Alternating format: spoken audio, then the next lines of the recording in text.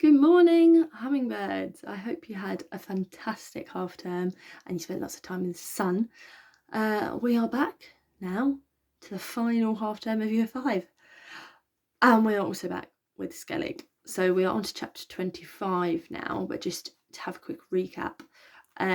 We have got Mina and Michael who have taken Skellig up to Mina's abandoned house. And he's made his way to the loft. But that's all we know, really. Okay, so onwards to chapter 25.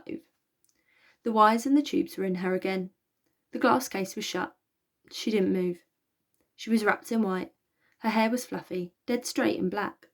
I wanted to touch it, and to touch her skin, feel it soft against my fingertips. Her little hands were clenched tight on either side of her head. We said nothing.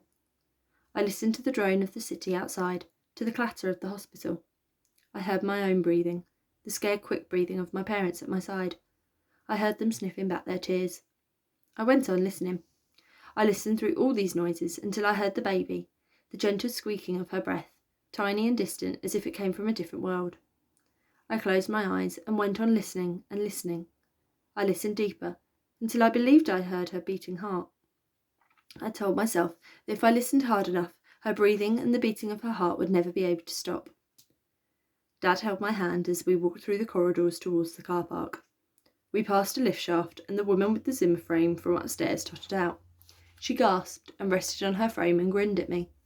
3 times round every landing and 3 times up and down the lift, she said. Knackered. Absolutely knackered. Dad blinked and nodded kindly at her. I'll get there, she said. She bobbed about inside the frame. Be dancing soon, you see. She patted my arm with her crooked hand. You're so sad today. Been to see that friend of yours? I nodded and she smiled. I'm going home soon. He will too. Keep moving, that's the thing. Stay cheerful. She hobbled away, singing Lord of the Dance to herself. Who did she mean? Your friend, said Dad. Nobody.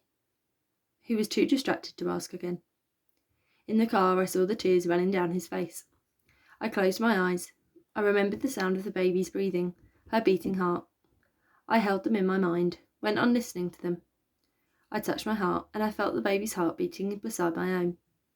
Traffic roared past, and Dad sniffed back his tears. I stayed dead silent and concentrated on keeping the baby safe. Chapter 26. There it is, said Mina. Archaeopteryx. That's the dinosaur that flew. She laid the heavy encyclopedia on the grass beneath the tree. We looked down at the clumsy creature. It was perched on a thorny branch. Beyond it, volcanoes belched flames and smoke. The great land-bound creatures, Diplodocus, Stegosaurus, lurched across the stony plain. We believe that dinosaurs became extinct, said Mina, but there's another theory, that the descendants are with us still. They nest in our trees and our attics. The air is filled with their songs. The little Archaeopteryx survived and began the line of evolution that led to birds. She touched the short, stunted wings. Wings and feathers, see?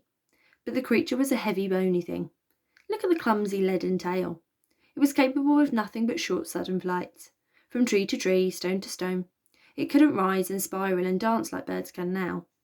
No pneumatization. I looked at her. Do you remember nothing? She said. Pneumatization, the presence of air cavities in the bones of birds.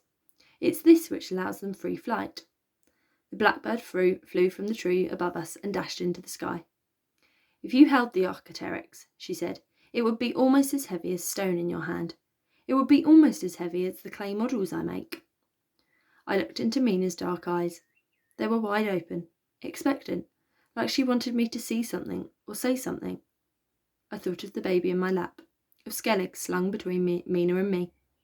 I thought of his wings and of the baby's fluttering heart. There's no end to evolution, said Mina. She shuffled closer to me. We have to be ready to move forward, she said. Maybe this is not how we are meant to be forever. She took my hand. We are extraordinary, she whispered. She looked deep into me.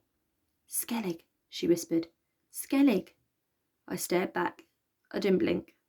It was like she was calling Skellig out from somewhere deep inside me. It was like we were looking into the place where each other's dreams came from. And then there was sniggering and giggling. We looked up. And there were Leaky and Coot, standing on the other side of the wall, looking down at us. I think we'll save Leaky and Coot for tomorrow. We'll pause there, slowly ease you in, and we'll make Leaky and Coot again tomorrow. Okay, have a fantastic first day back, and I will see you tomorrow. Bye.